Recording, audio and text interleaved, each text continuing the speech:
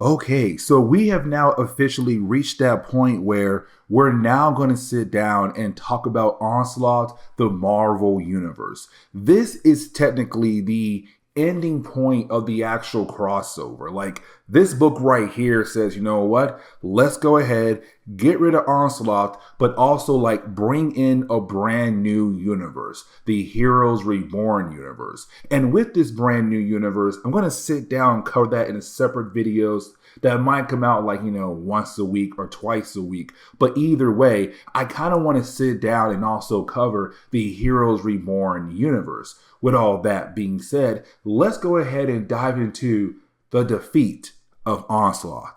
And really, as you get into the opening pages of the storyline, you're picking up with the Watcher. Now remember, when it came to the Watcher, he was there at the beginning of phase 1, I want to say, when it came to him saying this is going to be the end of the era of heroes. And he kept saying that over and over again. And you had Apocalypse there as well. And for Apocalypse, he believed the same thing as well.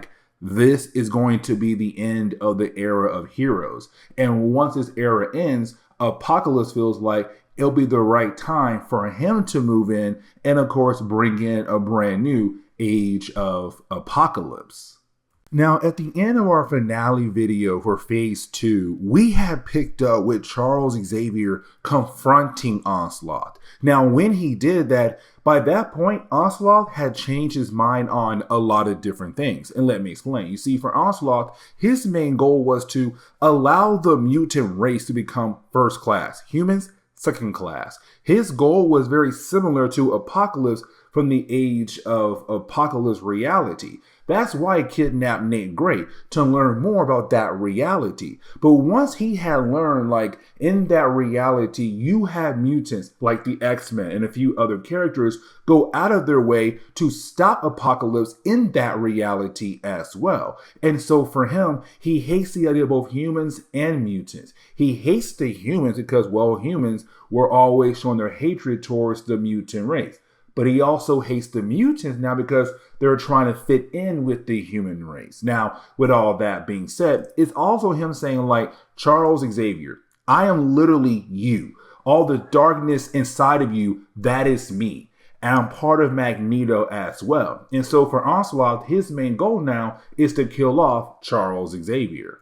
And so this kind of leads into the first chapter or first battle in this storyline, where we see at the very last second Rogue being able to save Charles Xavier. We kind of saw that at the end of phase 2, where you had Jean Grey and Cyclops both realize that Charles had dipped out, and y'all kind of realized that Charles went over to confront Onslaught by himself. But either way, you do have the X-Men arrive. And as y'all know, the X-Men are not technically that strong enough to defeat Onslaught on their own. But of course, this is Marvel back then trying to get everything set up where you're going to have a few characters off the board and moved over to the Heroes Reborn universe. So at first, it's just the X-Men. It's them right now trying their best to fight against Onslaught, but of course they get defeated. You have the Avengers appear. Now, when the Avengers appear, this is the point where you can kind of tell okay, this is Marvel getting ready to remove some characters off the board. The Avengers, the Fantastic Four. But here's the thing. The Hulk is not going to disappear. He will actually stay behind. And his book that he has currently will continue on. But for Iron Man, Captain America, Fantastic Four, the Avengers, they're all going bye-bye by the end of this event. But yes, they're all here together now to fight against Onslaught. Now, we also have to remember that when it comes to Onslaught, the reason why he's so powerful now is because at this point, he already has Nate Gray, and he also has Franklin Richards as well. But now it's these two characters kind of agreeing that they have to work together to find a way out of Onslaught to hopefully defeat him, to hopefully and finally be free. But while you have that going on inside the body of Onslaught, on the outside, you have our heroes still trying their best to fight against this powerful being, but of course, they're basically struggling. Now, with Franklin Richards being inside Onslaught, that means he has the ability to use Franklin Richards powers however he wants to use Franklin Richards powers. And so right now, what you're seeing is basically Franklin Richards' power is being used by Onslaught to create a second sun that does seem like it's going to crash into the Earth. So you do have our heroes right now trying to fight against him, but also stop that as well. But this kind of leads into different plans happening while this whole entire chapter is going on. So for example, you have Cable kind of help Charles Xavier and Magneto build up a plan to kind of help get Nate Gray and also Franklin Richards out of the body or out of Citadel of Onslaught. And so you have Cable say, listen, I can use my powers to kind of work on Magneto powers to help guide his powers into your brain, to remove the blocks that basically Onslaught have put into your mind so that you didn't have the ability to use your powers again. With that being said, once your powers are restored, it's up to you and Magneto to work together to go inside a Citadel to get Nate Gray, to get Franklin Richards, and get them the heck out of there.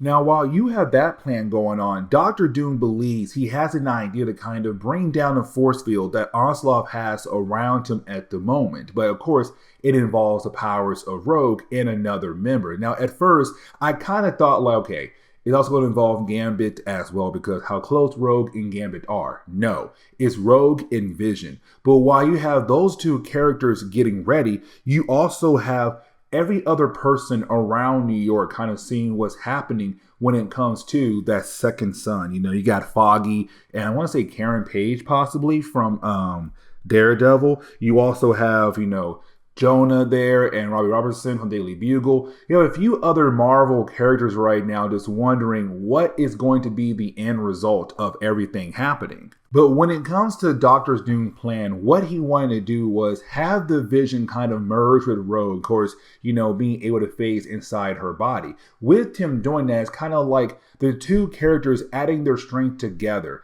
And so while you have Thor, I want to say it was Thor, Giant Man, Wolverine attack the force field, they allow a small part of the barrier to go down to allow Rogue inside the barrier to actually hit Onslaught. Now, of course, it does not stop him, no, but it does bring down a force field around Onslaught to allow our heroes the next part of their plan to go into work to hopefully bring him down. And that brings in the Hulk.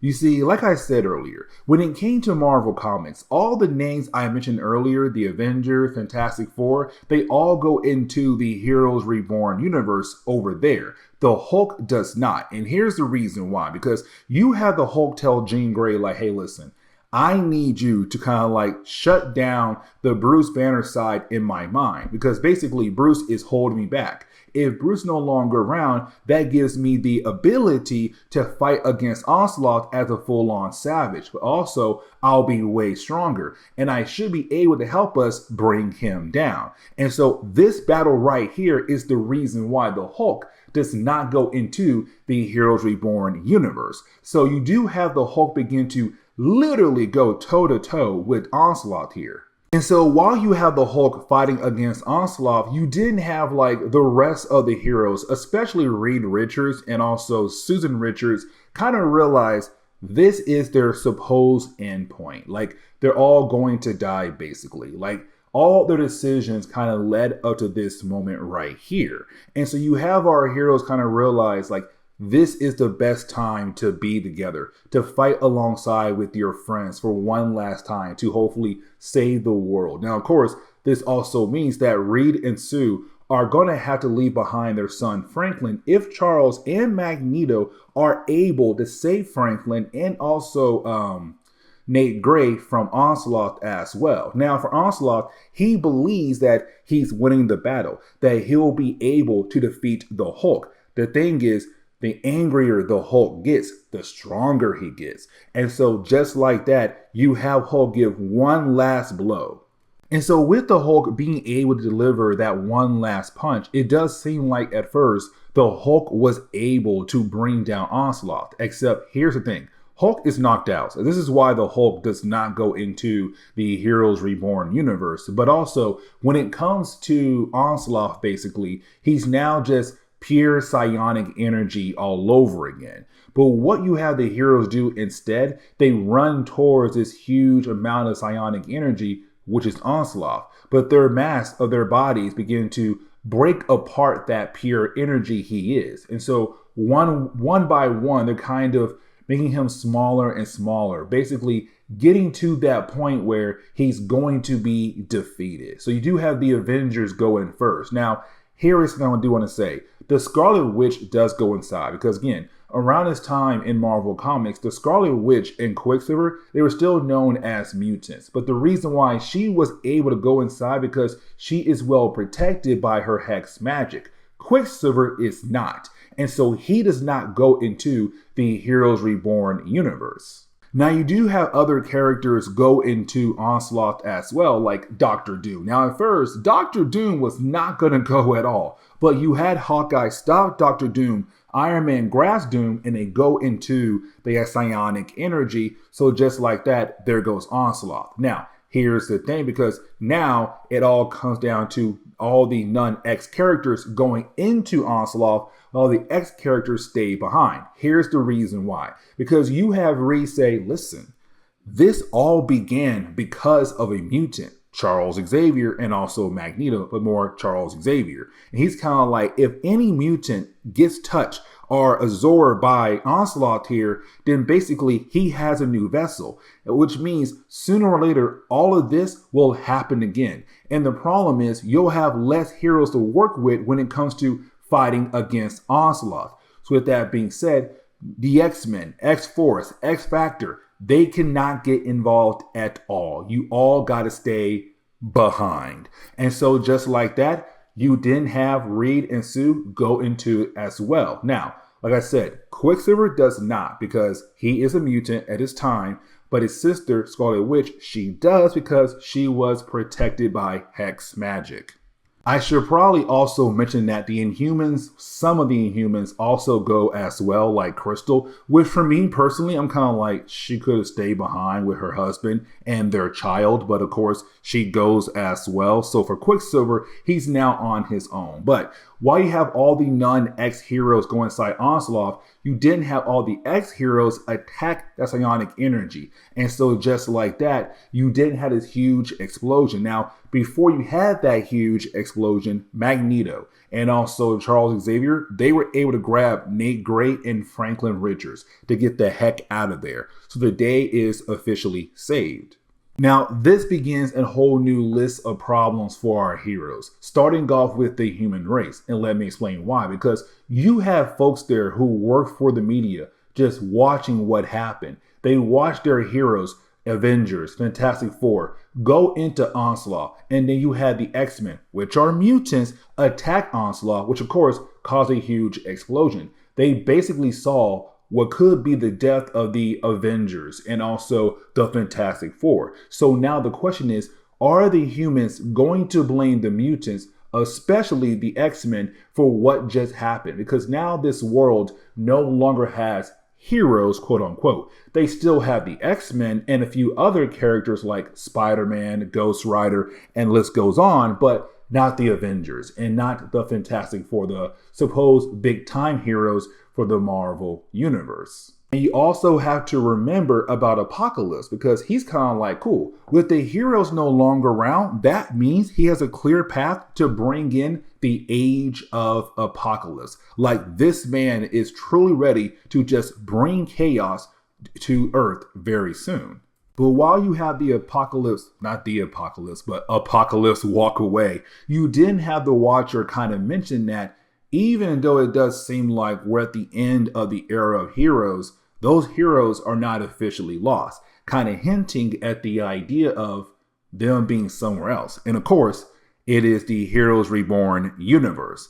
And so just like that, we now have 4 brand new titles to cover. Fantastic Four, #1. Iron Man, #1. Avengers, #1. And of course, Captain America, #1.